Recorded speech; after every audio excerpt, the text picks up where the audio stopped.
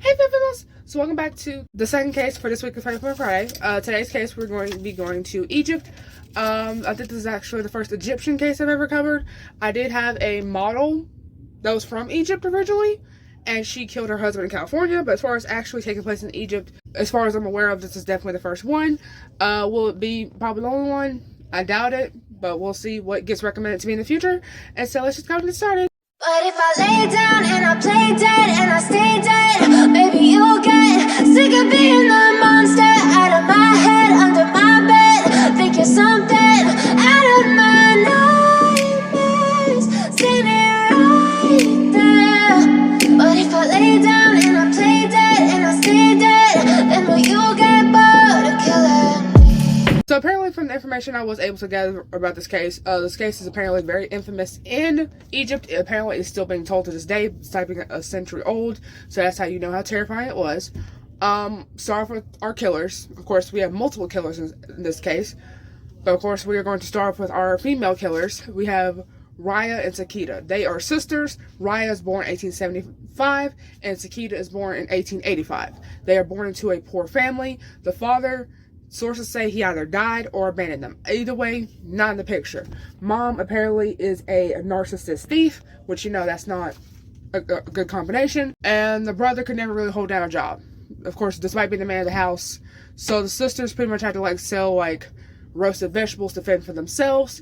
As even said, their mothers had even tried to put them into prostitution when they were very young.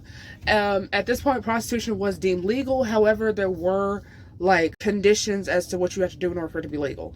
So the girls would move often throughout their childhood until they eventually got married. Raya would get married. She would end up having a daughter by the name of Badid, who becomes important to the story later.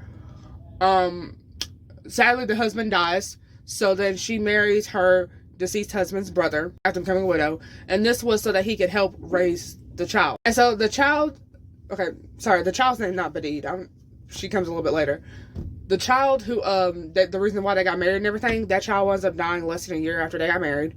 They would end up having 5 children together of their own. All of them wind up dying except a daughter named Badid. And so Sakina would actually wind up having a daughter too, that she apparently named her mother, Zainab, which apparently that was her mother's name. But sadly, the daughter would end up dying shortly after birth as well. So of course, apparently this caused, Sakina and her husband to divorce, and then she winds up moving to Tantu. So here is actually where Sakina meets Muhammad. Muhammad was not the first husband. Apparently, she meets Muhammad in Tanta, Tanta, name of the city, and they moved to Alexandria, Egypt. And so, of course, Raya and her husband, Helbanza, I hope I pronounced that right. Apparently, he was a thief, and so he was well known to police, so of course that wasn't good for them. And so they basically moved down there to Alexandria to be with Sakina and her husband, Muhammad. So, of course, as we all know, most of us may know. If you don't know, it's okay.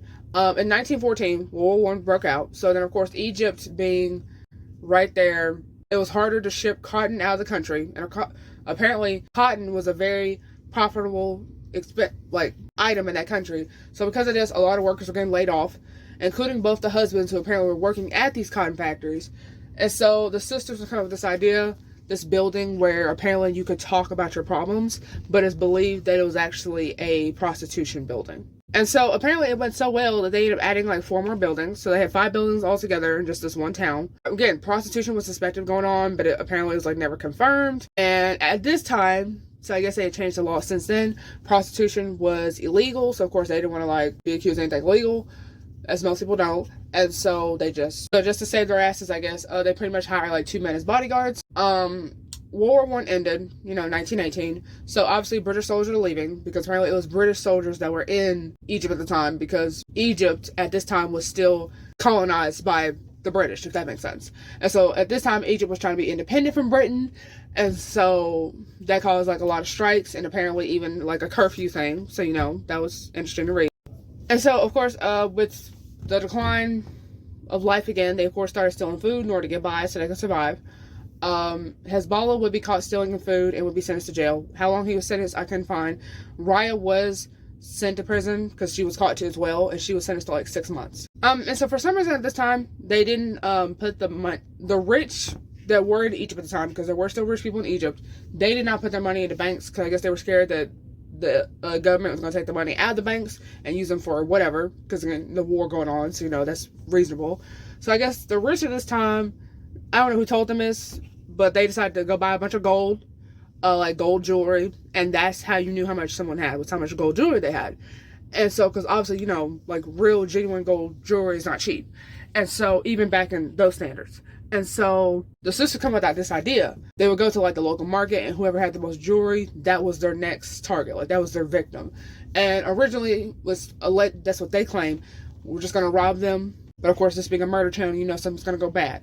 So find whoever has the most jewelry. Try to make sure they're like alone. Get their trust.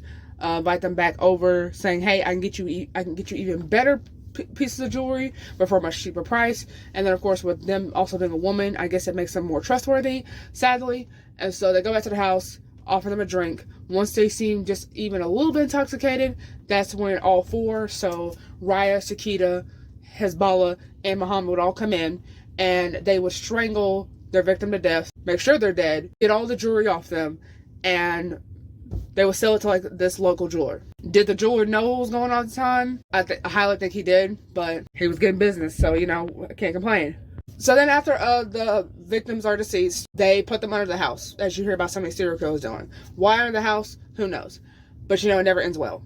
The crime span would last from November of 1919 to November of 1920. So these are serial killers, and the crime span did last, I guess you could say, about a year. And of course, with all these people missing, the police are obviously going to get asked by people's loved ones, like, could you hopefully find my loved one, which, understandable. And the police will say, it's kind of hard to do since there's no body. So it's believed that they kind of just left on their own, since pretty much all the people that were missing that we know of were adults. So it's like, they just left on their, hell, they're adults. They just left on their own, because it happens sometimes. However, some witnesses would actually say the last place they were actually seen was either with Raya and or Sakina. So of course that brings the sisters to the police's attention. They go to the sisters. They are let go from denying any involvement in the disappearances, which we know they obviously are involved, but the police didn't know yet, and there was no physical evidence tying them to it, so they kind of had to let them go. And so in December of 1920, a police officer in the area apparently was walking around, and he would find human remains that apparently was unrecognizable, and the only thing that apparently was recognizable from when he found it was apparently her long black hair.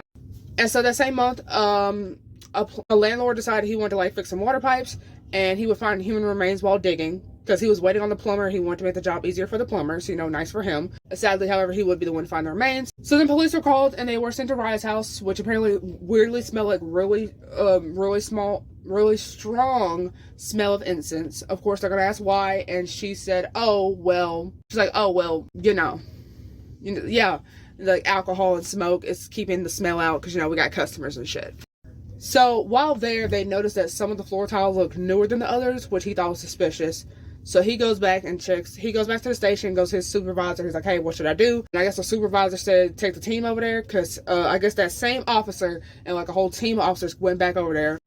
They would pick up the newer tiles to see why they were new and some were still old.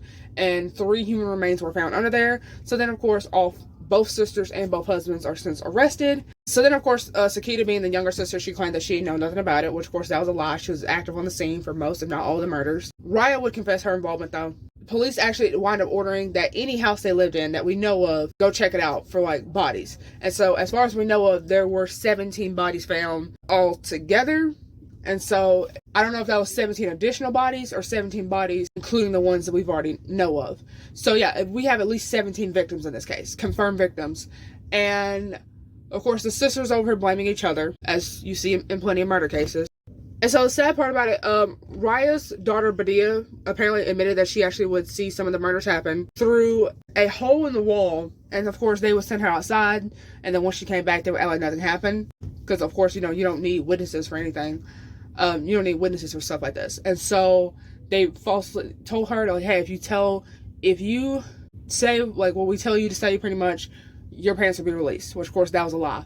And so she would be put into a hostel. And so the trial lasted only surprisingly 3 days. And then 4 days after the trial was over, all 4 were sentenced to death, obviously for what they did.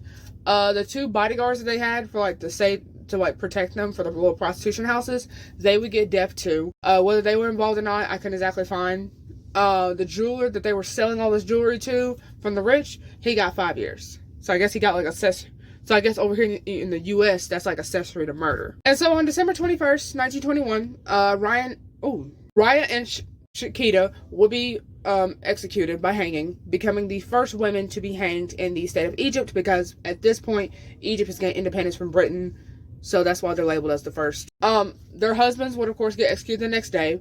When or if the bodyguards got executed, I'm not sure for sure, because sometimes you get sentenced to death and then your sentence could like change. So yeah, Badita, Raya's daughter, would sadly die in the same hostel that she was taken to 3 years later due to a fire that apparently didn't kill just her, it killed like other people too. But some people are saying that the fire was foul play.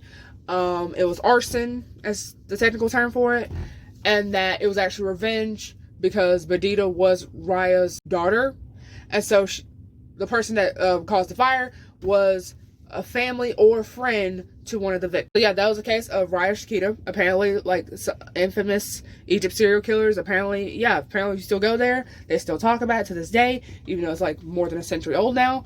And so yeah, that was the second case of Fail from Friday, and I'll see you guys the next one. Bye.